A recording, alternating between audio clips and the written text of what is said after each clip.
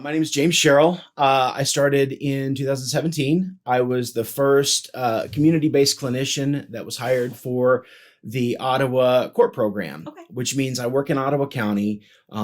Primarily, my role has been working with adolescents in the court system. So if a kid ends up on probation, drops dirty while on probation, indications of substance use, the court would make referrals specifically to our program. And like I said, I was the primary for the longest time. That's changed just a little bit, but my role still is very much adolescent focused. Recently, there's been a little bit of a conflict in my own mind of saying an SUD clinician versus a counselor. And I really think that I want to start saying for myself now that I am a counselor who also does the substance use piece, because a huge bit of what we do is very much mental health focused. Yeah. So like you said, you're working in Wedgwood Substance Use Disorder or SUD treatment team. Can you explain a little bit more about what the SUD team does as a whole? It's really about affecting change. It's about helping people to manage just the stuff that's going on in their life, because in a lot of cases, it's gotten off the rails. And so substance use has been a thing where they've moved to. As far as the team goes, we have a Suboxone program, which is an opioid blocker. So someone who's taking pills or heroin, those kinds of things, can get on a medicated assisted treatment where they can meet with a Wedgwood doctor, every other week, with a recovery coach and a counselor. I work with a few of those clients. As far as adolescents go, it's the court program. It's going to schools and just catching kids at school, because that's one of the consistent places where they are. And so I've built a relationship with schools that's been very, very positive, that I can go and see kids where they are. I see families, work with homes, and then just the SUD team as a whole is really about, managing the substance use and all the associated, stuff, the mental health piece that goes with it. So you've talked about this a little bit, but what does your role look like? So what is your day-to-day dealing with adolescents who are struggling with substance use? My favorite part was going to schools. I loved going to the school and having built a relationship with the guidance counselors and the principals and the assistant principals. I can just go in and say, hey, I need to see Joey. Obviously a fake name, but I need to see Joey. And they're really cool about letting me come in, and we can sit there in that not threatening environment where you've got to come out of school and you've got to go to an office and you got to sit there and it's got to be exactly an hour and we got to talk and it's all this pressure. We can just sit there and we can just gab about whatever's going on. And is it conflict at home? Is it relationship stuff with a girlfriend, boyfriend? Is it stress, anxiety? Is it substance use? So we can just kind of cover every bit of it, that well-rounded mental health piece with the SUD focus tacked on. Yeah. So you maybe touched on this a little bit, but what would you say is your favorite part of your job? Working with kids. I love seeing adolescents, especially because they are such a difficult population to work with. Like you either get, I'll work with kids, or I'll work with substance use disorder. I get the both, but I see a great elasticity in kids. There's a lot of capacity for change. And when they do make changes, it seems to be more significant to me, just in what I see, because it's setting that stage. They're still in that growth process. They're still that moldable clay. And then I don't mold them, as they make their changes, it sets them up for just lifelong positive change. Yeah. Teenagers have a lot of resilience, I think. Yes, they do. Maybe don't want to let on that they have, but they do. Yes, they do. Yep. So can you tell us a little bit more about the adolescents and the families and adults that are involved in Wedgwood's SUD services? It's been everything you can imagine. I've had very low socioeconomic. I've had very high socioeconomic. I've had every ethnicity and race. And it's just been super inclusive. Just whomever it is, male, female, transgender. It's just, there's no one thing that you say, well, this is my client, because it's everything. It's And I think that's another thing that I really enjoy too, is that variety, that diversity. Just you learn something new. I had a family of the young man. The family were African immigrants, and it was really neat just to kind of learn and see how that family perceives things differently, and from their cultural lens, kind of the expectations. And it was just there's no one thing I can say that's it. It's so different every day. Mm-hmm. Yeah, it's a good reminder that addiction doesn't just affect one type of person. It's pretty widespread, really. It's this insidious thing that's always there, and it can just sneak in, at a moment's notice. Mm-hmm. So when someone gets connected to services, what does treatment and the recovery process with Wedgwood look like? It starts with just kind of going through the referral process, and that's confirming insurance. And then the referrals that would then come straight to me. And then I make contacts with the families, with the client, with the schools. And then it's just about, doing the assessment, establishing a treatment plan and treatment goals, and where do you want your change to be? What do you want your life to be like as a result of these kinds of things, of these services? A lot of times it's super basic goals. People will tell you it's not therapeutic goal to say, I want to be off probation, but it kind of is, because what happens to get off probation? You have to stop using, you have to drop clean, you have to not have new charges, you have to be at school and be successful. And so then it becomes just regular contacts. And one of the things that I enjoy most about Wedgwood is that I have a lot of flexibility to build my calendar and to set what I think the treatment plan should look like and what's the most appropriate. Some kids, we need to meet twice a week, and I'm okay doing that. I to start out and to get them going and really build that rapport. And then as we go on, it becomes about, oh, well, you're doing good. So then we need to decrease the level of care. The other really neat thing is sometimes they don't make a whole lot of changes and they're continuing to struggle. So we have a lot of resources within the Wedgwood agency. I refer kids to Summit quite a bit for residential care. And so what does a typical plan look like? It starts with rapport building. It starts with that relationship, because if they don't trust me, I'm just another bearded fat man that they're going to talk to, right? Yeah. But when they know that they can trust me and they know that they're safe sharing things with me, then we can really start to touch on the important issues. Mm-hmm. It sounds like everything is really individualized to what that kid or family, what their needs really are. Absolutely.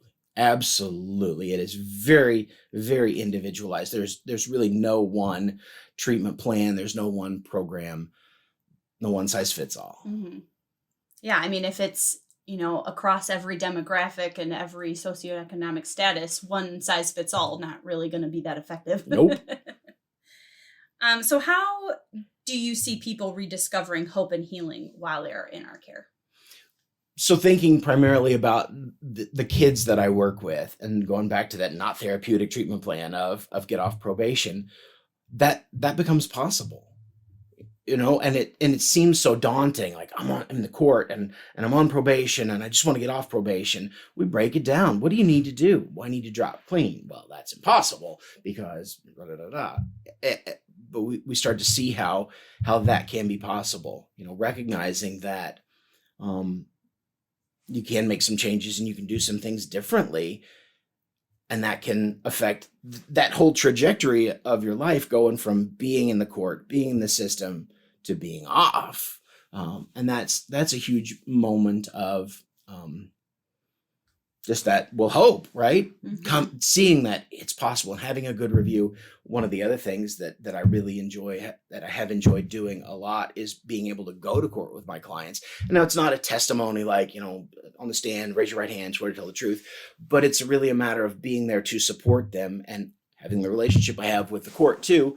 The judges and the referees know me in Ottawa County. And so as the client's sitting there and the mom is sitting there and I'm kind of sitting off behind, they'll say, hey, James, what do you say? And I love being able to just unload all those positive things. We've had regular sessions and we're addressing these goals. And when it's true, saying we've had clean drug screens, and just encouraging, because there's so much of that, negative and and you need to change or else. And so trying to be that little bit of positive to them has been something that I've really, really enjoyed being able to do. And so helping them shift their perspective from it's never going to happen to, oh, I can do it. Yeah. Yes, absolutely. Is there a client story that you found to be particularly impactful?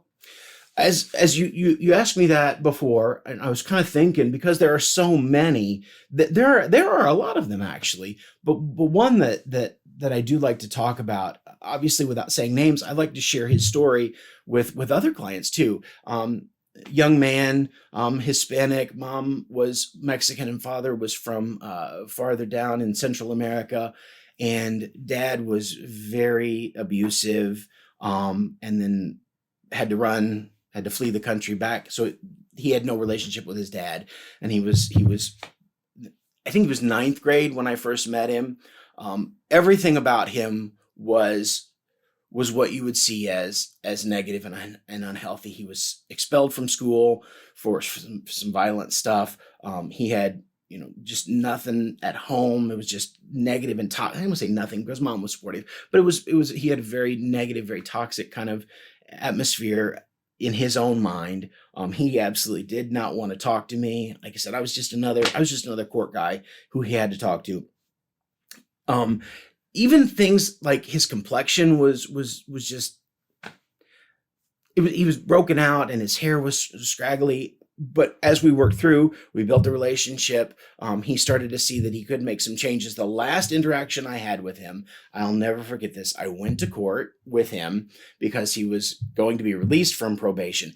Man, he looked sharp. He had his skin was clear. His hair was just had that shine to it, that had that healthy shine to it. He had a job. He was back in school. He was being successful, and he and mom were moving out of state to go where there was a little bit more economic opportunity for mom with some family, and seeing how he went from the very stereotypical substance user, gang involved, moving to just being like successful. I want to take a little bit of credit, but ultimately he made these choices. He made these changes, and he turned his life around. And I haven't spoken to him since. It's been a few years now, but I can imagine him, being where he is with his family, being successful. He started talking about wanting to go to college, going from expelled from school with no possibility of school, no possibility of returning, to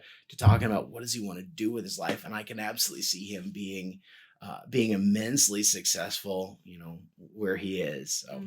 What a beautiful story. And that there was a physical transformation too, that working on this stuff in his heart and in his mind, manifested in physical changes in his appearance and his posture. Oh, that's so beautiful, James. I wish I could have the pictures and share the pictures from the mugshot, which is the first thing I got, to, which is typical mugshot, to this handsome, full of hope, bright young man who was ready to just onward and upward. Oh, beautiful. Is there one thing that you think would surprise people to know about substance use disorder and recovery? I had an interaction one time with, he was a deputy sheriff. My boys are, my own boys are in scouts, and we had the sheriff come in for, to bring the police car and the fire department. And it was completely outside of the Wedgwood system that I was just standing there interacting with a few fathers and this deputy sheriff. And he talked very negatively about substance use. And it was a very, he didn't say they're bad, but very negative thought. The surprise, I think, and I wish I could share this with him in a little bit more detail, because I kind of tried to, but substance use is a lot of times that medication, and it's what they need in the moment, and it helps to ease the suffering in the moment that kind of creates or exacerbates that downward spiral. And so the thought that people are bad because they're involved in substance use or because they have addiction issues, I don't like that. And that's the surprising thing is that these are people, right? These are somebody who has a trauma and who has grief and who has guilt and shame, and the thing that they need to help them then is the substance. And it feels like in a lot of instances, the worse the other stuff, just the life stuff, the worse the substance use is. But ultimately, these people are people who want to be fully functioning and healthy and able to manage this. The coping tool for the moment that helps is substances. And unfortunately, it fixes now, right? If I'm high, I forget now all this stuff, but it never goes away. And in a lot of ways, it increases it because you get caught, you CPS involvement with the kids and family or court or probation, but they ultimately want the same things that we want. We want to be happy. We want to be fulfilled. We want to be successful, that we feel good about ourselves. Yeah. So they're not bad people. They're maybe just lacking good coping skills or support around them. Yeah. Substance is just kind of what they've fallen onto. Maybe. Yeah. And sometimes they do have healthy coping skills. But it's just easy to get high. And it's easy to fade into that stupor and to focus on where am I going to get my next fix rather than how am I going to fix my life? How am I going to change things? How am I going to get off probation? How am I going to get a job? How am I going to become independent and successful? Yeah. Doing all those things can be very hard. Yes, very, very, very hard. And I think I used the word earlier, but insidious. It's this thing that can just kind of come in and just dig its claws into you and hold on to you. And it can be a real beast to shake. So kind of on the flip side of that insidious a sense of addiction, what has been giving you hope lately? That while it is insidious, while it is claws buried deep in your brain and holding on, you can shake it. You absolutely can beat it. There is nothing that's insurmountable. And so while, we may have our ups and downs, the client will be clean and be successful and work towards independence and then fall into a pattern for a while, there's that always possibility. There's always that opportunity for moving on and up and better and success. I think of the book, of course, I'm going to date myself, that This Present Darkness. It was Frank Peretti, and it came out a long time ago. I read it when I was a kid, and I listened to it, on Audible not too long ago because I drive a lot. And there's that picture of the demon that's got this person that's just hanging on. And I like to think of it that way. And I even tell clients, it's the little angel and the little devil on your shoulder. And the more you can go get away, you can beat it. How have you seen God moving at Wedgwood? In those changes, in those changes, in those things where people take just take hold of their life and make those changes. Think about that young man. That was him making choices, but that was him also seeing that he could take his power. And where does that come from, right? It doesn't come from James. I didn't put anything in his head, but my faith says that there's absolutely, he has a purpose, and God can be like, oh, hey, come on, go this way. And it's in those little interactions. It's in that, hey, I dropped clean today, or better yet, or I guess worse yet, hey, I had a relapse. Well, come on, let's get back into it. And it's everywhere, right? We talk about the demon grabbing a hold, but there's always that, just like the book This Present Darkness, right? There's always that power, that faith, that hope, that positivity. It's always there. Also ready to not put its claws in you, but wrap you up. Yeah. Right? Well, James, it was a delight to chat with you today. We appreciate you taking the time to join us, and we appreciate your dedication to making a difference in the lives of kids and families in West Michigan. Thanks for having me.